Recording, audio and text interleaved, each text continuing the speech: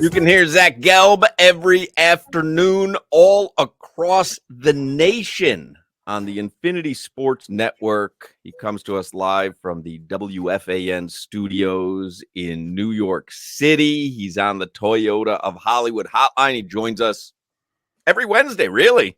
And he's with us again today. What's like the strangest market that your show airs on? I think all markets are equal. So I would not say any but market what's the is strangest? strange. Like, are you on in Fiji, Bora Bora? Like where? Obviously, we can all be heard on the Odyssey app anywhere. But is there a particular market that your show you know of that's an odd market?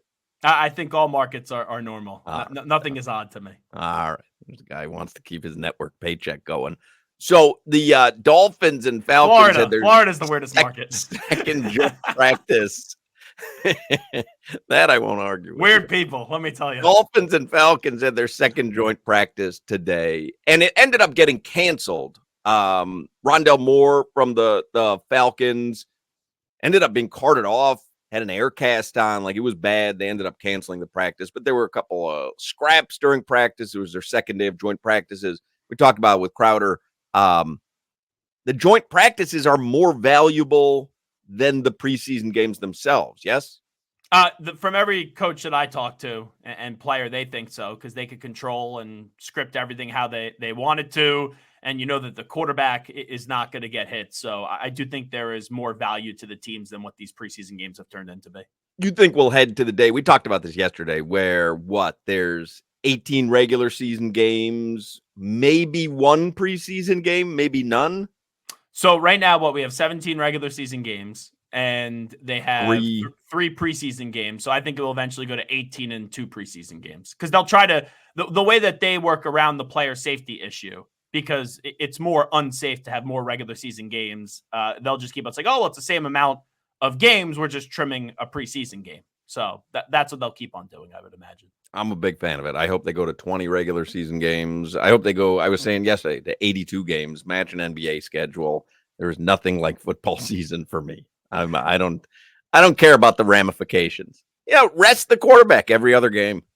Like have 2 good quarterbacks on your roster. Change the whole complexion of the game. The only problem is you keep on adding more regular season games, then you get into the playoffs. Maybe Tua already used up all of his wins on the year. I knew that was coming. Was coming. So Gelb, because you guys have an algorithm now. It's whenever I come on and say something about Tua, you guys blast it out on the YouTube. Dolphin. Well, we blasted out last week. Solana tricked you into saying that Tua and the Dolphins are going to go win the Super Bowl, and then Solana just clipped that. We sent it out to kind of ruin your rep. But I will tell you, Dolphins fans who are listening, if you listen to Zach Gelb or if you follow him on social media, Tyreek Hill was voted the number 1 player in the NFL. That's our guy.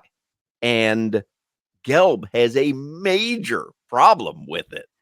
It's a disgrace. In keeping with his character.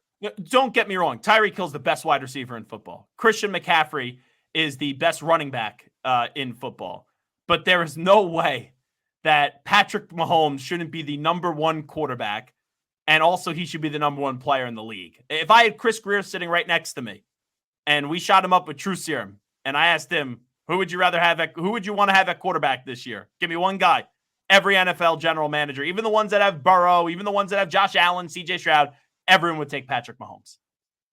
So you're saying Tyreek Hill can't be the best player in the NFL because Patrick Mahomes, and I understand what you're saying, Patrick Mahomes is the guy every team would pick first, right? Yes. If you could redraft, every single player goes into a pool and the teams are all going to redraft.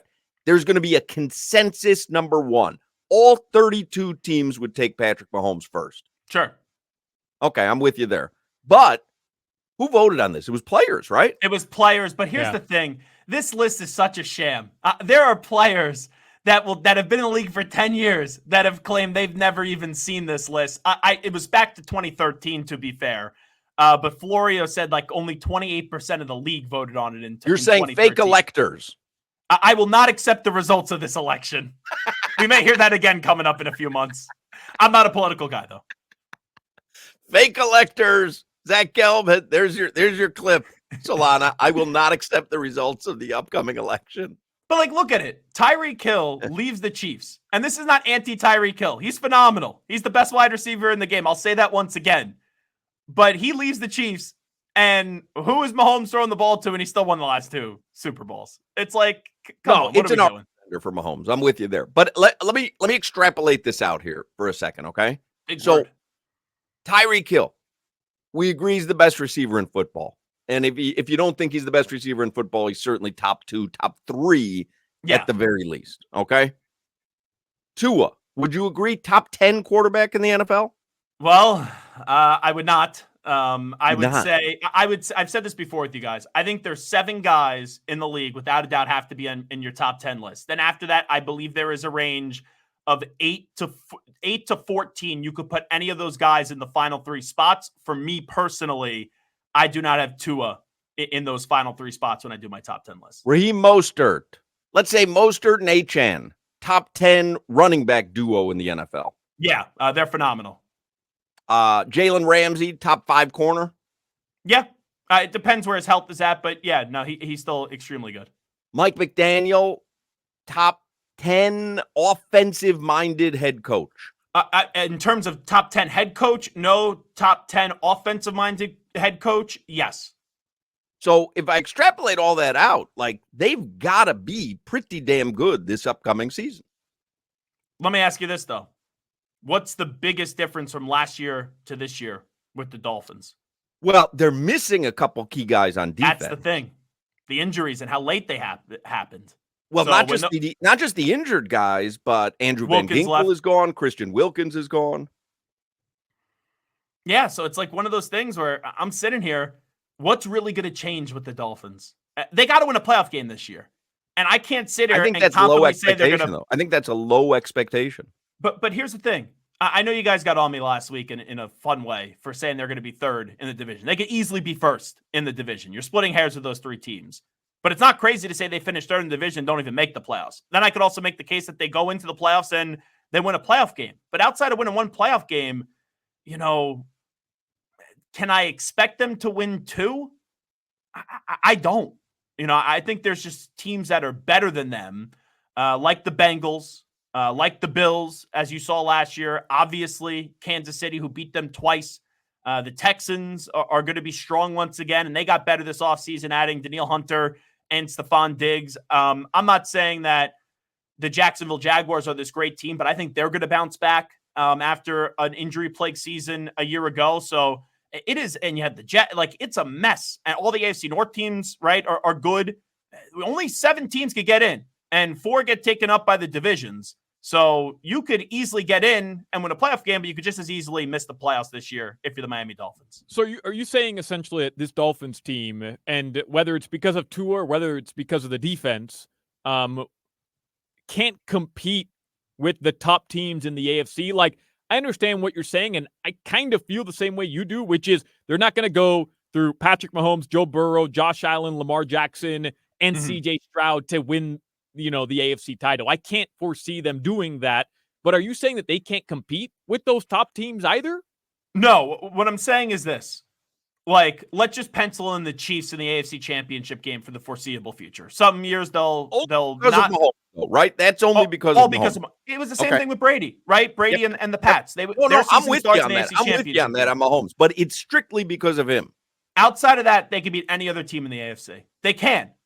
They can beat any other team in the AFC. Doesn't mean they will. I thought they could have beat Buffalo last year. Remember, they were my pick to win the division, the Miami Dolphins. And look, Buffalo in that final game of the season did not play great, and they were still better than Miami. The only reason that I bring up it's only because of Mahomes is because I think if you put the Dolphins roster, going back to what I was just presenting to you, I think if you put the Dolphins roster up against other rosters in the AFC, you'd go, this team could be the team that competes against Kansas City. Sure. And there's questions on basically everyone's roster. But when I look at the quarterback, like there's questions on Buffalo's roster. I trust Josh Allen more than I trust Tua. And we're talking about getting to the second round and winning the second round to get to the final 2 teams in the AFC. You look at the Bengals. There's questions on their roster. But I trust Joe Burrow more than I trust Tua. Even the Texans, I trust CJ Stroud more than I trust Tua. the bottom line is when you look at the Dolphins, there's 3 things that jump out to me. 3 question marks heading into the season. Offensive line, can the quarterback win a big game? And how much rust is there to shake off when these big time, really good defensive players come back from their injuries? Fair. Those are all fair questions. Who do you have as a sleeper successful team in the NFL, AFC or NFC this season? And who do you have as a team, because you're like, oh, I think Jacksonville puts it together. Who's a team that you think people are high on that is going to be an abject failure this coming season? Okay, I think the Cowboys are going to miss the playoffs. I don't think they make the playoffs, period, this year. And they've won the last 3 years, 12 wins. He's doubling down from last season. I like it. I respect it. You think Bill Belichick is their head coach at some point during the season? Wait, did I pick the Cowboys to miss the playoffs last year? No, but you're with Crowder. You're with Crowder gotcha. and the anti-Dak camp. What up, my guy number 4? But I think the Cowboys missed the playoffs. Hey, Micah Parsons doesn't have a new contract. CeeDee Lamb doesn't have a new contract. Dak doesn't have a new contract. And oh yeah, by the way, the coach is on the final year of his deal, and they didn't get better. So I think they're going to miss the playoffs outright. I think the Bears make the playoffs as like a 9-8 wild card team with Caleb Williams. I think Jacksonville wins the AFC South this year. The Texans still make the playoffs, though they'll make it as a wild card. I'm bullish on the Rams this year. Now, they suffered some injuries as of late. I know that's not like a sleeper, but I don't think enough people are talking about the Rams.